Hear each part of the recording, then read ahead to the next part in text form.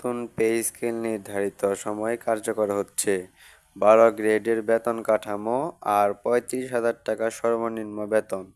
তো দর্শক, আজকে প্রথম আলো পত্রিকায় সরকারি চাকরিজীবীদের জন্য একটি গুরুত্বপূর্ণ প্রতিবেদন প্রকাশিত হয়েছে। তাই ভিডিওটি না টেনে শেষ পর্যন্ত দেখুন। আর এখন পর্যন্ত যারা আমাদের চ্যানেলটি সাবস্ক্রাইব করেননি, দ্রুত সাবস্ক্রাইব করে ফেলুন। মহার্ঘ ভাতা নবম পে স্কেলের সর্বশেষ আপডেট সবার আগে পেতে আমাদের চ্যানেলটি সাবস্ক্রাইব করে রাখুন। দর্শক, বাংলাদেশের সরকারি চাকরিজীবীদের জন্য এক ঐতিহাসিক সিদ্ধান্ত নেওয়া হয়েছে। সরকার নতুন 12 গ্রেডের বেতন কাঠামো কার্যকর করার মাধ্যমে কর্মচারীদের বেতন বৃদ্ধির পাশাপাশি জীবনমানের উন্নতি নিশ্চিত করতে চলেছে। এই নতুন কাঠামোতে সর্বনিম্ন বেতন নির্ধারণ করা হয়েছে 35,000 টাকা, যা সরকারি চাকরিজীবীদের জন্য একটি উল্লেখযোগ্য পরিবর্তন। এই কাঠামোর ফলে সাধারণ কর্মকর্তা থেকে উচ্চপদস্থ কর্মকর্তাদের আর্থিক নিরাপত্তা বৃদ্ধি পাবে এবং তাদের জীবনমানের উন্নতি হবে। দীর্ঘ আলোচনার পর পে কমিশনের সর্বশেষ প্রস্তাব অনুযায়ী সচিবালয়ে অনুষ্ঠিত একটি জরুরি বৈঠকে নতুন বেতন কাঠামোটি চূড়ান্ত করা হয়েছে। বৈঠকে উপস্থিত ছিলেন প্রধান উপদেষ্টা ডক্টর মোহাম্মদ ইউনূস, পে কমিশনের চেয়ারম্যান জাকির আহমেদ খান এবং অন্যান্য ঊর্ধ্বতন কর্মকর্তারা। আগের 20টি গ্রেডের বদলে নতুন কাঠামোতে মাত্র 12টি গ্রেড রাখা হয়েছে, যা দেশের সরকারি চাকরিজীবীদের বেতন কাঠামোতেও একটি বিপ্লবী পরিবর্তন নিয়ে এসেছে। এটি সরকারের পক্ষ একটি বড় ধরনের পদক্ষেপ, যেটি সরকারি চাকরিজীবীদের জন্য নতুন সুযোগ ও সুবিধা নিশ্চিত করবে। নতুন বেতন কাঠামোর অন্যতম বিশেষ দিক হল সর্বনিম্ন বেতন নির্ধারণ করা হয়েছে 35,000 টাকা, যা আগের তুলনায় অনেক বেশি।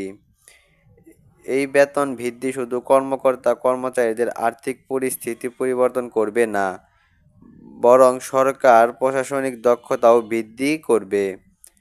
নতুন বেতন কাঠামো কার্যকর হওয়ার পর সরকারি চাকরিজীবীদের জন্য এটি একটি নতুন সূচনা হবে।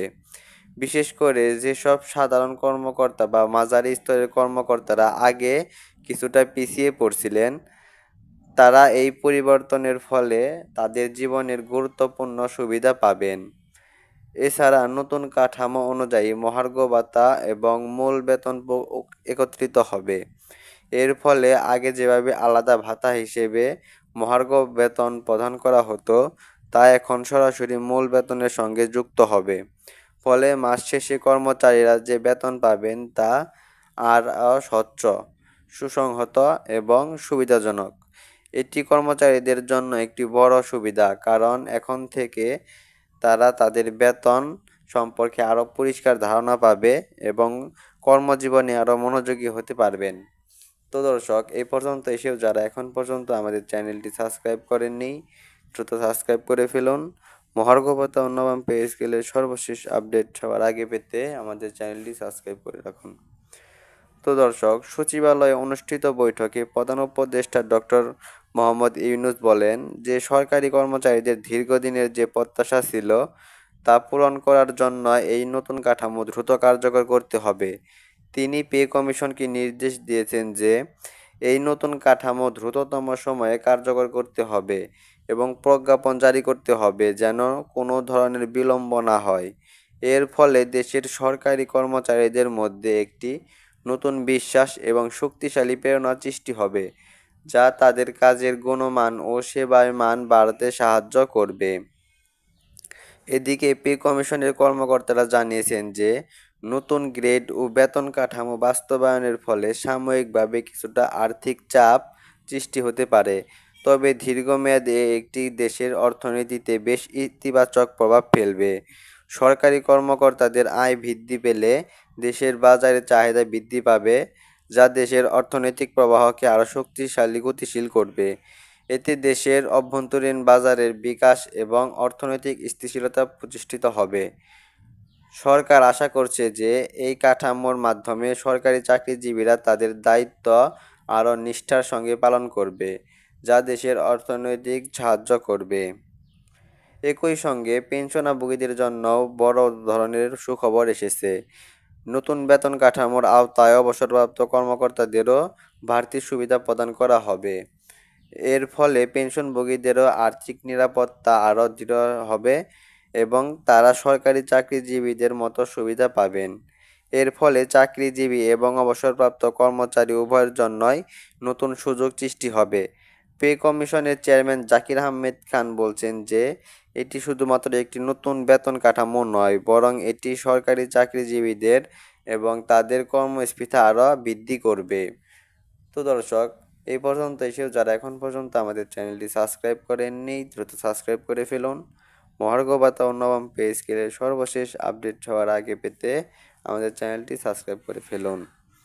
তো দর্শক, এই কাঠামো কার্যকর হলে সরকারি চাকরিজীবীদের আর্থিক নিরাপত্তা এবং সামাজিক মর্যাদা বৃদ্ধি পাবে, যার ফলে তারা তাদের কাজের প্রতি আরও মনোযোগী এবং নিষ্ঠাবান হবেন। এটি দেশের প্রশাসনিক মান উন্নয়নে এবং সরকারি খাতে দক্ষতা বৃদ্ধিতে গুরুত্বপূর্ণ ভূমিকা পালন করবে। এমন একটি পরিবর্তন যা কেবল বেতন বৃদ্ধির বিষয় নয়, বরং একটি স্বচ্ছ, যুগোপযোগী এবং কার্যকারী কাঠামো নিশ্চিত করবে, যা দেশের সমৃদ্ধিতে সহায়ক হবে। অতএব এই 12 গ্রেডের বেতন কাঠামো একটি ঐতিহাসিক পদক্ষেপ যা দেশের সরকারি চাকরিজীবীদের জন্য নতুন সুযোগ ও সুবিধা নিয়ে আসবে। এটি সরকারের পক্ষ থেকে একটি গুরুত্বপূর্ণ পদক্ষেপ যা দীর্ঘমেয়াদে দেশের অর্থনৈতিক স্থিতিশীলতা এবং প্রশাসনিক দক্ষতা বৃদ্ধির সহায়ক হবে। তো দর্শক, আজকে এখানেই শেষ করছি। শেষ পর্যন্ত এসেও যারা এখন পর্যন্ত আমাদের চ্যানেলটি সাবস্ক্রাইব করেননি, দ্রুত সাবস্ক্রাইব করে ফেলুন। মহার্ঘ ভাতা ও নবম পে স্কেলের সর্বশেষ আপডেট হওয়ার আগে পেতে আমাদের চ্যানেলটি সাবস্ক্রাইব করে রাখুন। ধন্যবাদ।